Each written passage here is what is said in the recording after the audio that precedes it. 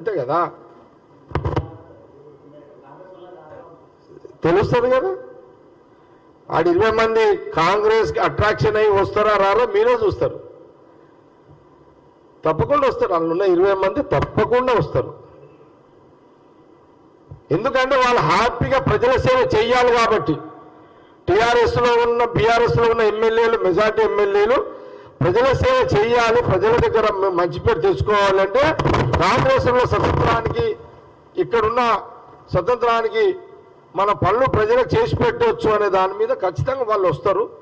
అది కొంత మాకు మాకు మాకు కాన్ఫిడెంట్ మాకు ఉంది. వాళ్ళే వస్తారు, ఏమి ఇబ్బంది లేదు. వస్తారు వస్తారు అని నేను గంటబద్ధంగా చెప్తున్నా. పేర్లు చెప్తే ఎట్లయితుంది, చెప్పం కదా, పేర్లు చెప్పం. నేనైతే ఇంకా మా ముఖ్యమంత్రి మా రేవంత్ రెడ్డి గారికి చెప్తున్నా, నేను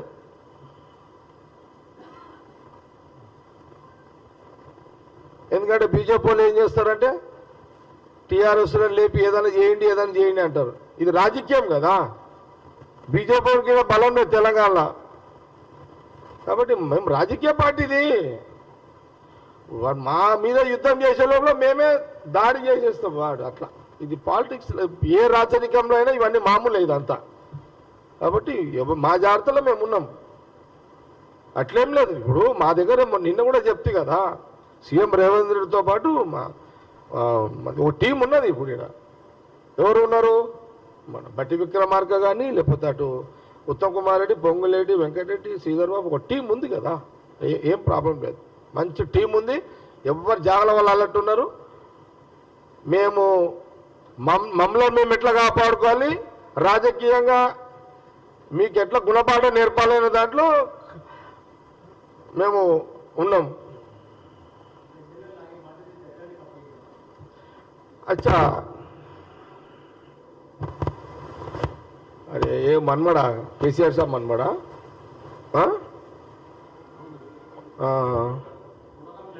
అవునవును. అంటే కేసీఆర్ మన్మడు భద్రాచలంలో తలంబ్రాలతో పాల్గొన్నాడా? ఏది అఫీషియల్ ప్రోగ్రామా? అచ్చా అచ్చా పోయిండా? ఎవరు పిల్లాడు పోయిండా? ఎవరు ఈ పిల్లాడు? మన్మడు పోయిండా? శ్రీరామనవమి రోజు అచ్చా ఈ పిల్లగాడు పోయి తాత బదులు ఈయన పోయి ఇచ్చొచ్చిండా సీఎం బదులా? అదే తాత మీన్స్ కేసీఆర్ అప్పుడు ముఖ్యమంత్రి కాబట్టి ఇచ్చొచ్చిండా? అవును, జాగీర్దార్ అనుకున్నారు కాబట్టి. అంటే తెలంగాణ ప్రశాంత్ రెడ్డి ఎంత చిన్న ఇప్పుడు నేనేమంటున్నా, అది ప్రశాంత్ రెడ్డి కెపాసిటీ ఏంటి అది నాకు అర్థం కాదు. ఏం తెలుస్తుంది?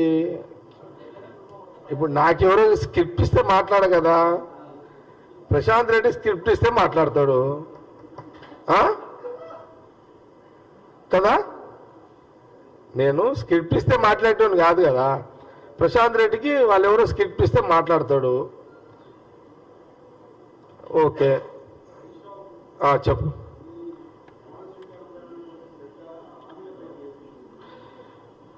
నేనేమంటున్నా అంటే, హరీష్ రావు నువ్వు మాట్లాడకయ్యా, నువ్వు మాట్లాడకు.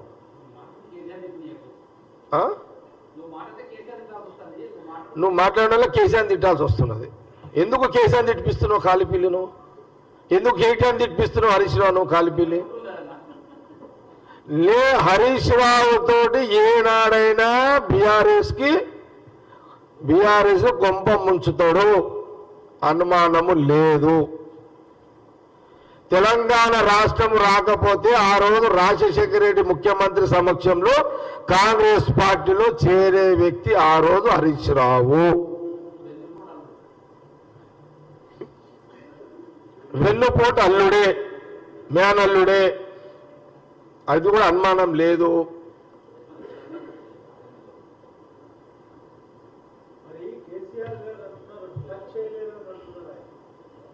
ఇక అయిపోయింది, దాని జవాబు చెప్పేసిన. ఇక ఆ?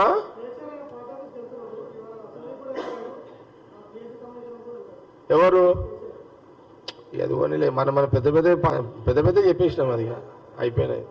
ఇంకేంటి ఏమైనా క్వశ్చన్స్ ఏమైనా ఉన్నాయా ప్రేమ్?